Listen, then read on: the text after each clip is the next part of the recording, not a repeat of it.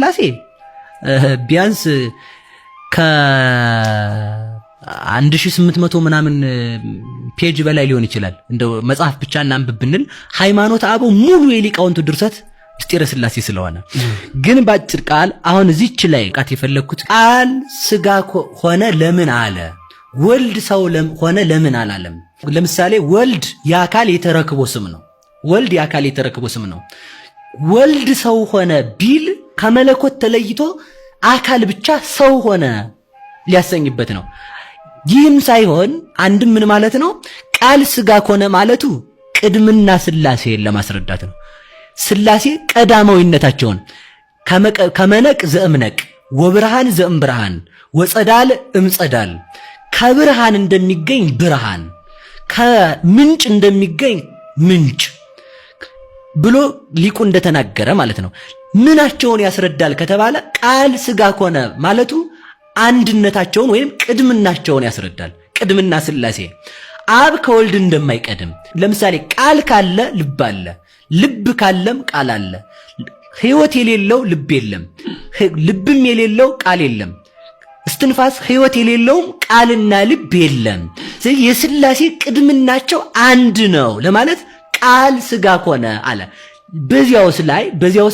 በዚያውስ ላይ ይዘነው ምን ሄደው ቃል ስጋ ሆነ። እንደዚያ ከሆነ እንግዳ ቃል ስጋ ሆነ ከማለት ለምን እግዚአብሔር ሰው ሆነ አይልም ቢባል እግዚአብሔር የአንድነት የሶስትነት ስም ነው። እናውቃለን ሁላችንም። አንሰ ሶበ እብል እግዚአብሔር እብል በእንተ አብ ወልድ መንፈስ ቅዱስ። እግዚአብሔር ባልን ጊዜ አብ ብቻ አይደለም፣ ወልድ ብቻ አይደለም፣ መንፈስ ቅዱስ ብቻ አይደለም። እኔ ስለ አብ ስለ ወልድ ስለ መንፈስ ቅዱስ ስላለው እንጂ እንዳለ ሊቁ። ስለዚህ ምንድነው ቃል ስጋ ሆነ ማለቱ አንድነታቸውን ለመግለጽ ነው። የስላሴን አንድነት ይገልጻል።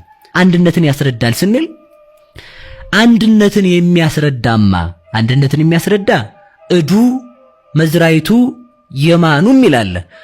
እጁ ክንዱ ቀኙ ቢለው አንድነቱን ያስረዳል ይላሉ ሊቃውንቱ። ይሄ የሚያስረዳው አፍአዊ አንድነትን ነው። አፍአዊ አንድነትን ነው ተብሏል እኮ። በእጅ የራቀ እንዲያቀርቡበት በወልድ ዓለምን አቅርቧል ብለናል። በእጅ እንደሚያደቁበት የዓለምን ጠላት ዲያብሎስን አድቅቆበታል ብለናል። በእጅ የቀረበን እንዲያርቁበት ዲያብሎስን አርቆበታል እኮ ብለናል። ግን ከዚህ የተሻለ ግን ማን ነው ማለት ነው? ቃል የሚለው ነው።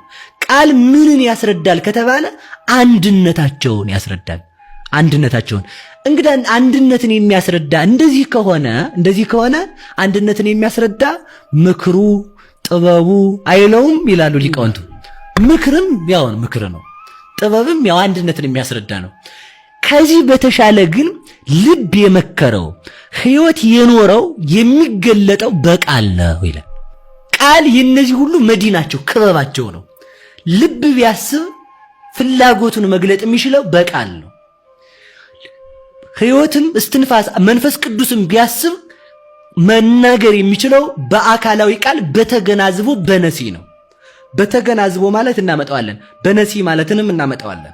ስለዚህ ምንድነው የመንፈስ ቅዱስ ሐሳብ የሚገለጠው በወልድ ቃልነት ነው። የአብ ሐሳብ የሚገለጠው በወልድ ቃልነት ነው። ስለዚህ ምንነታቸውን ያስረዳል ሲባል ቃል ማለቱ አንድነታቸውን ያስረዳል። የአብ የመንፈስ ቅዱስ ምክራቸው የተገለጠው በቃል ስለሆነ በዚያውም ላይ ለምሳሌ እንበል ልብ አብ ሰው ይሁን ብንል ልብ አብ ሰው ቢሆን ልብ ይጣራል። እስኪ እንጣራ፣ በልብ ሳንነጋገር እንጣራ እንጂ አይሆን መሰማማ ያው ልንጣራ እንጂ አረ እንትና እያልን ሆነ አሁን እንደዛ ያው አረ እንታ እያልኩ ሊሆን ይችላል ማለት ነው። ግን መጣራት አይችልም። እሺ ትንፋሽ መጣራት ይችላል? ማይሆን ነው። እየተነፈስኩ ነው እንግዲህ ያስባለሁ። አይችልም። መጣራት የሚችለው ማን ብቻ ነው? ቃል ነው። ስለዚህ የአብና የመንፈስ ቅዱስ ቃላቸው ነው። ማን? ወልድ። ስለዚህ ወልድ ሰው የሆነበት ምክንያት በዚያው አጸናውት። ወልድ ሰው የሆነበት ምክንያት አብ ሰው ቢሆን የቃልነት ከዊን ያለው እግዚአብሔር ወልድ ስለሆነ መጣራት መስበክ የሚችለው ማስተማር ወደኔ ኑ ብሎ መናገር የሚችለው ወልድ ነው። ያ ማለት ግን አብ ሲናገር ወልድን ጠርቶ ይናገራል ማለታችን አይደለም። አብ ሲናገር ለቃል ቃል የለውም፣ ለልብ ልብ የለውም፣ ለሕይወት ሕይወት የለውም። ቃል ራሱ ቃል ነው አይደል? ለቅባት ቅባት ያስፈልገዋል። ለምሳሌ ሰው ቅባት ከሆነ ራሱ ቅባት ነው። ቅባት የሚያስፈልገው ቅባት ላልሆነ አካል ነው ማለት ነው። ለብርሃን ብርሃን አያስፈልገውም ነው። ለልብ ልብ አያስፈልገውም። በነሲ ለምሳሌ በደንብ እናየው። ክበብ አለ። አሁንም እዛው ጋር ልመለስ። ብርሃን አለ፣ ሙቀት አለ። ክበብ የምታበራው ሙቀት የሚኖረው በማን ልክ ነው? በክበቡ ልክ ነው። ፀሐይ ላብራ ባለች ጊዜ የምታበራው በማን ነው? በብርሃን ነው። ክበብ ደግሞ ልውጣ ባለች ጊዜ ስትወጣ የምትታየው በማን ልክ ነው? በብርሃንና በሙቀት ልክ ነው። አብ ልናገር ባለ ጊዜ የሚናገረው በወልድ ቃልነት ነው። ወልድ ደግሞ የሚያስበው በአብ ልብነት ነው። ተራርቀው አይደለም። ለምሳሌ ብርሃን በመላበት ማን ይመላል? ክበብ። ክበብ በመላበት ማን ይመላል? ሙቀት። ሙቀት በመላበት ማና ማን ይመላሉ? ክበብና ብርሃን። ለምሳሌ ህልዋን በበአካላት ይሆሙ እንዘ ይሄልው ይላል። በየአካላቸው ጸንተው ሳለ በየአካላቸው እንዳሉ በአብ በወልድ ህልው ነው። ነአምን ከመህልው አብ በወልድ ህልው እንደሆነ እናምናለን። አብ በወልድ ህልው ነው። የተገዳደበ ግን አይደለም። መገዳደብ ለፍጡራን ነው። ለምሳሌ በደንብ እናስተውል። ክበብ ሲመጣ ክበብ እዚህ ቤት ሊገባ ነውና ፀሐይ ብርሃን ወግድ ይላል። ክበብ ሲመጣ ብርሃንን አስወግዱ አይደለም። ክበብ በመላበት ብርሃን እንደሚመላ ብርሃን በመላበት ክበብ እንደሚኖር ህልው እንደሚሆን ግን የተለያየ ነው ከወይኑ። ክበብን ክበብ እንጂ ክበብን ብርሃን አንልም። ብርሃንን ብርሃን እንጂ ብርሃንን ሙቀት አንልም። ከወይን አለ ማለት ነው።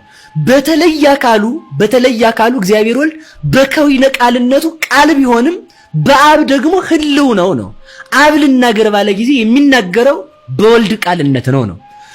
ወልድ ላስብ ባለ ጊዜ የሚያስበው ናላስብብህ ነው እያለ ሳይሆን እዚያው በሱ ህልው በሆነው በዚያው በአብ ልብነት ነው።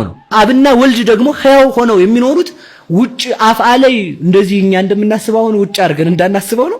ውጭ ላይ መንፈስ ቅዱስ ኖሮ ና ልኑርብህ ህይወት ሆነኝ እያሉ ሳይሆን በእነሱ ህልው በሆነ በራሳቸው በመንፈስ ቅዱስ ሕያው ሆነው ይኖራሉ ማለት ነው። ይሄ ማለት አንድ ልናገር። ለምሳሌ እኛ ሁላችንም ቃል አለን፣ ልብ አለን፣ እስትንፋስ አለን አይደል? እንናገር ባልን ጊዜ ልባችን ልናገር ሲል አረ ቃል ና ልናገርብህ ብሎ አይጠራም ማለት ነው። ልባችን በህይወት ልኑር ባለ ጊዜ አረ ህይወት ና ልኑርብህ አይልም። ምንድናቸው ማለት ነው? ተገናዝበው ነው የሚኖሩት ማለት ነው። ልብ የተለየ ከዊን ቢኖራትም ልናገር ባለች ጊዜ ግን ቃል የባህሪ ገንዘቧ ስለሆነ ነስታ መናገር ትችላለች ነው። አብ ወልድ የባህሪ ቃሉ ስለሆነ ልናገር ባለ ጊዜ በወልድ ቃልነት ይናገራል።